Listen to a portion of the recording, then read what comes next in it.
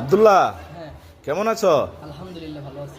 ভালো আছো? হ্যাঁ, আলহামদুলিল্লাহ, আল্লাহ ভালো রাখছে। তা আজকে বেচা কিনা কেমন হয়েছে? আজকের বেচাকেনা হালকা একটু মানে কম হয়েছে। কম হয়েছে? তো মন খারাপ করান যেত না কিন্তু। তোমরা একটা কি কথা বলছিলাম? রিজকের মালিক আল্লাহ। তে রিজকের মালিক কে? আল্লাহ। এটা সবসময় মনে রাখবা। তোমার আরেকটা খুশি সংবাদ আছে আব্দুল্লাহ, কিসের সঙ্গে থেকে?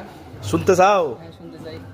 আমাদের দূর প্রবাসী হ্যাঁ, কাতার থেকে হ্যাঁ, আমার একজন মমতাময়ী ভাই মুহাম্মদ নূর আলম ভাই তোমার জন্য কিছু অর্থ পাঠিয়েছে। খুশি হয়েছে না শুনিয়া? আলহামদুলিল্লাহ। হ্যাঁ, আমি আমার দায়িত্ব হয়েছে আমার মারফত থেকে তোমার কাছে টাকাটা তুলিয়া দেওয়ার। আমি তোমার এই টাকাটা তোমার হাতে আমার দায়িত্ব দিলাম, তুমি টাকাটা গণ্য লও।